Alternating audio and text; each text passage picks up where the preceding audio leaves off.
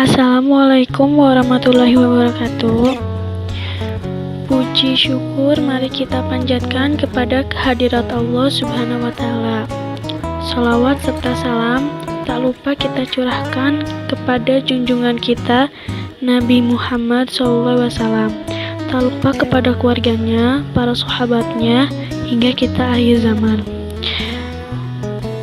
Untuk kali ini saya akan menjelaskan sedikit ceramah yang bertemakan hikmah di balik sahur. Sahur adalah suatu rutinitas yang biasa kita lakukan ketika kita menunaikan ibadah puasa. Namun, terkadang kita tidak tahu apa sebenarnya manfaat dan keberkahan melaksanakan sunnah makan sahur. Namun, kebanyakan dari kita tidak mengetahuinya. Padahal, jika kita melaksanakan makan sahur sesuai tuntunan Rasul, maka ada banyak keberkahan yang bisa kita peroleh, yaitu dengan bersahur berarti menjalankan sunnah Rasulullah SAW. Selain itu, sahur menambah kekuatan dan keikhlasan dalam beribadah. Sahur membantu menghilangkan kemarahan dan tabiat buruk yang biasa muncul karena lapar. Dan pada saat sahur adalah saat ketika seseorang berkesempatan untuk mengingat Allah, berzikir, dan mengangkat tangannya ke hadirat Allah untuk berdoa. Karena doa-doa di waktu sahur akan dikabulkan. Allah mewajibkan puasa kepada kita sebagaimana telah mewajibkannya kepada orang-orang sebelum kita dari kalangan ahlul kitab. Allah berfirman, "Wahai orang-orang yang beriman, diwajibkan atas kamu puasa sebagaimana diwajibkan atas orang-orang sebelum kalian agar kalian bertakwa." Quran Surat Al-Baqarah ayat 183. Dari Salman radhiyallahu anhu, Rasulullah SAW bersabda, "Barokah ada pada 3 perkara: jamaah, sarid, dan makan sahur." Hadis riwayat Tabrani Abu Nuaim. Dari Abdullah bin Al-Haris, dari seorang sahabat Rasulullah SAW, "Aku masuk menemui Nabi SAW ketika dia makan sahur. Beliau berkata, 'Sesungguhnya makan sahur adalah berkah yang Allah berikan pada kalian, maka janganlah kalian tinggalkan.'" Hadis riwayat An-Nasi dan Ahmad.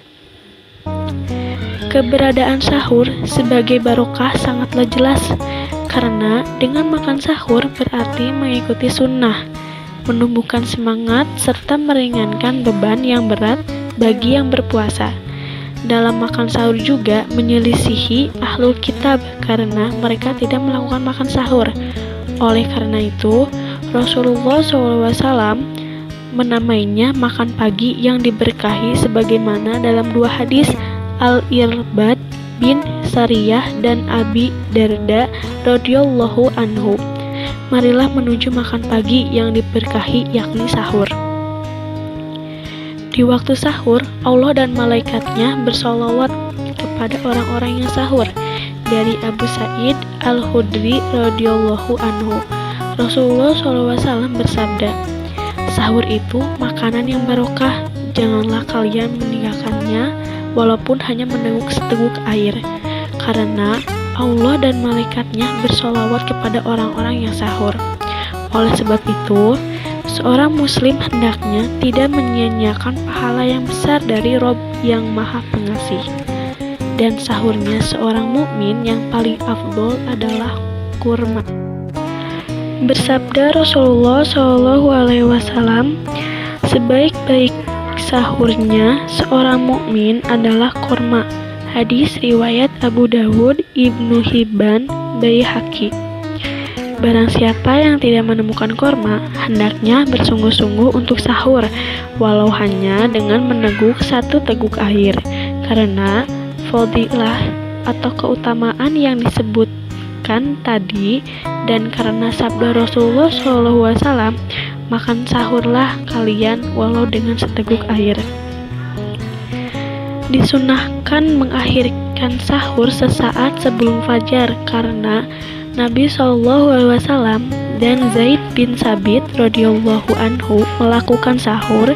Ketika selesai makan sahur, Nabi SAW bangkit untuk sholat subuh. Dan jarak antara sahur dan masuknya sholat kira-kira lamanya seseorang membaca 50 ayat di kitabullah. Anas radhiyallahu anhu meriwayatkan dari Zaid bin Sabit radhiyallahu anhu, kami makan sahur bersama Rasulullah SAW, kemudian beliau sholat. Aku tanyakan, berapa lama jarak antara azan dan sahur? Beliau menjawab, kira-kira 50 ayat membaca Al-Quran. Hadis riwayat Bukhari Muslim. Rasulullah SAW memerintahkannya dengan perintah yang sangat ditekankan. Beliau bersabda, barang siapa yang mau berpuasa hendaklah sahur dengan sesuatu. Hadis riwayat Ibnu Abi Sayyibah, Ahmad Abu Ya'la Al-Bazar. Dan bersabda, makan sahurlah kalian karena dalam sahur ada barokah. Hadis riwayat Bukhari Muslim. Nah, teman-teman sekalian, maka dari itu kita harus sahur terlebih dahulu karena dalam sahur banyak sekali barokahnya. Dan dengan sahur pula kita dapat bangun jauh lebih awal kita bangun agar kita dapat melaksanakan sholat tahajud. Mungkin cukup sekian ceramah yang bisa saya sampaikan. Maaf apabila ada kekurangan karena saya masih belajar. Dan semoga apa yang saya sampaikan ini bermanfaat bagi teman-teman sekalian. Wabillahi taufiq wal hidayah. Wassalamualaikum warahmatullahi wabarakatuh.